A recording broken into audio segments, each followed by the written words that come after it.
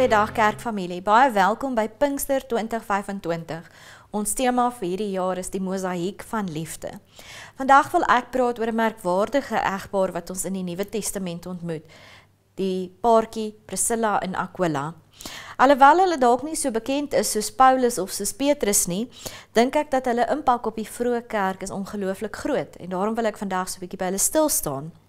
Deur hulle gasvryheid, hulle werk met die apostel Paulus, hulle werk onder die jong Apollos en die disippelskap wat hulle getoon het, kom wys hulle vir ons hoe die kerk gemobiliseer kan word om praktiese geloof uit te leef op 'n baie kragtige manier. Vir my wys die skrifgedeelte wat ons kry in Handelinge 18 veral hulle gasvryheid. Kom ons lees dit saam. Handelinge 18 vers 1 tot 4. Hierna het Paulus Athene verlaat en na Korinthe toe gegaan. Daar het hy vir Aquila, 'n Jood wat in Pontus gebore is, ontmoet. Hy het kort tevore saam met sy vrou Priscilla uit Italië daar aangekom, nadat keiser Claudius beveel het dat al die Jode Rome moet verlaat. Paulus het hulle gaan opsoek, en omdat hulle net soos hy tentmakers van beroep was, het hy by hulle ingetrek en saam met hulle gewerk. Maar elke Sabbatdag het hy in die sinagoge met die mense geredeneer en Jode en Grieke probeer oortuig. In hierdie skrifgedeelte lees ons dat 'n vriendskap sommer van die staanspoor af bestaan. En as ons nou praat van die mosaïek van liefde in hierdie Pinkster, dan is dit vir my opvallend dat die Heilige Gees ons nooi om deur vriendskappe ook die Here raak te sien. Hierdie vriendskap, hierdie kameraadskap wat Paulus met hierdie paartjie gehad het, het hom nie net bemoedig nie. Hierdie paartjie bedank hy ook in sy Romeinebrief en sê hulle was bereid om alles op die spel te sit, 'n groot risiko te neem om selfs hulle eie lewe te verloor om hom te ondersteun. Wie van ons het nie ook behoefte aan sulke vriende in ons lewe nie, sulke kameraadskap tussen gelowiges wat mekaar ondersteun?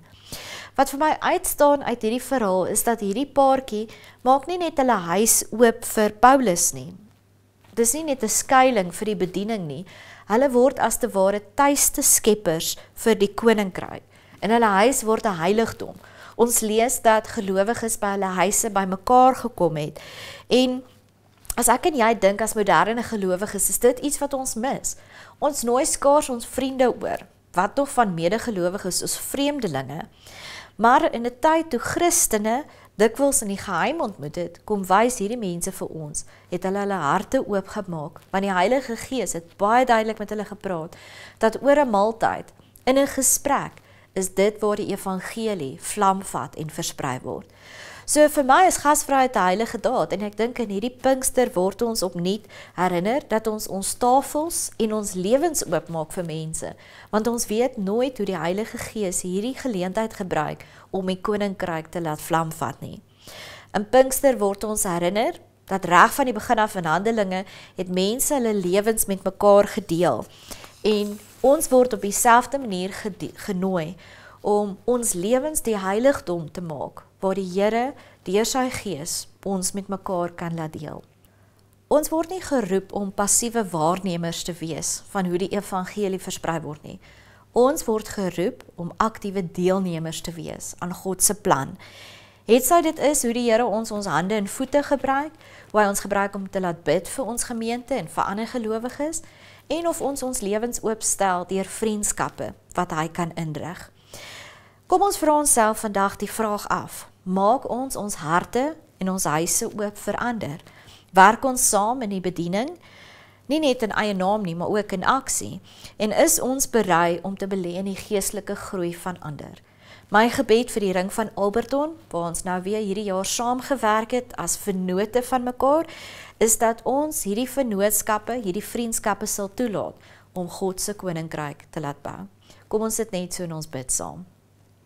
Ons hemelse God en Vader, gebruik ons, soos wat die Priscilla en Aquila gebruik het, om heiligdomme in ons lewens te skep.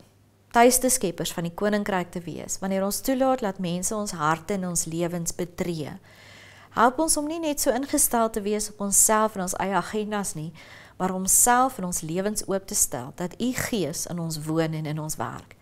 Mag dit wees dat U in hierdie Pinkster ons opnuut kom herinner, dat U Gees nie ingeperk kan word nie, en dat U Gees oral waai waar hy wil, om U woord te versprei. Mag ons nie daardie hindernis wees wat die Gees verhinder nie, maar mag ons juis medewerkers wees van u goeie woord. Ons loof en prys u vir die geleentheid dat u ons nie uitsluit uit die plan nie, maar juis ons innooi om deel te neem. Mag u al die lof, al die eer en die aanbidding kry. Amen.